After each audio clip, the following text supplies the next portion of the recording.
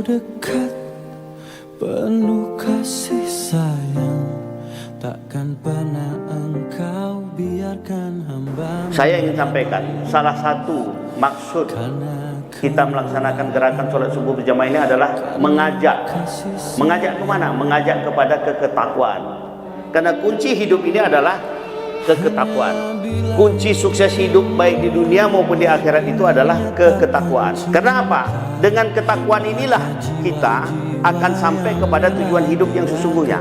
Bahkan keketakwaan ini Allah memberikan perhatian secara khusus bagaimana untuk mempersiapkan kita manusia ini, terutama orang-orang beriman itu, supaya bisa menjadi orang yang bertakwa.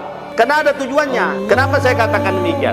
Kita baru saja melaksanakan puasa selama sebulan penuh di bulan Ramadan.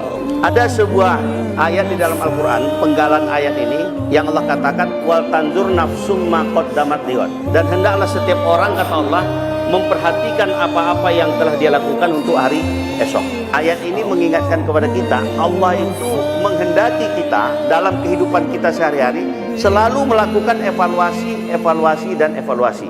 Kenapa? Apa yang kita lakukan ini nanti menjadi sebuah perhitungan. Itu sebabnya bulan Ramadan yang kemarin, kalau kita cermati, ada perintah Allah di sana yang sangat populer, yang sering disampaikan oleh para ustadz kita di dalam surat Al-Baqarah 183 itu. Ya ayyuhallazina amanu kutiba alaikumusyyam kama kutiba alal ladzina min qablikum la'allakum tattaqun.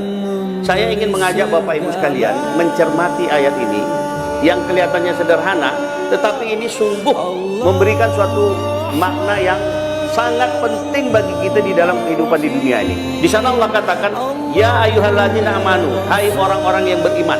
Jadi alamat ini kepada orang yang beriman. Insya Allah kita yang ada di dalam ini orang yang beriman.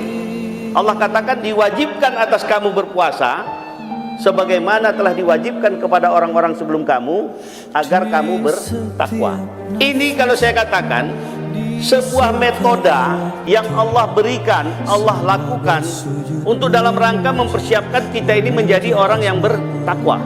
Sampai begitu pentingnya Allah melakukan itu, karena ketakwaan ini menjadi kata kunci dalam kehidupan. Kenapa demikian? Coba kita lihat. Allah menggunakan metode-metode untuk supaya kita menjadi orang yang bertakwa. Ini maksud dari Allah itu seperti itu. Metodenya apa? Disampaikan dengan cara memberitahu dulu. Wahai orang-orang beriman, diwajibkan atas kamu berpuasa sebagaimana telah diwajibkan sebelum kamu. Artinya Allah ingin mengatakan kepada kita, puasa ini bukan hanya kepada kamu aku perintahkan gitu. Jauh sebelum kamu sudah kuperintahkan. Jadi Allah beritahukan kepada kita supaya kita tahu maksud kenapa Allah memerintahkan kita berpuasa kemarin. Kemudian metode yang berikutnya apa yang Allah lakukan? Melalui perintah. Setelah diberikan penjelasan bahwa puasa ini bukan hanya kepada kamu tetapi kepada orang sebelum kamu pun sudah melakukan. Kemudian metode kedua Allah katakan apa? Diperintahkan. Itulah diwajibkan atas kamu berpuasa. Jadi dijelaskan dulu, kemudian baru diwajibkan. Metode yang ketiga apa?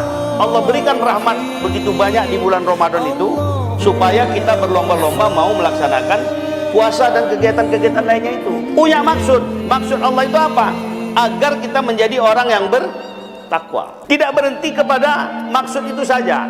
Karena ada tujuan dari maksud itu. Tujuan Allah itu adalah ingin memuliakan kita.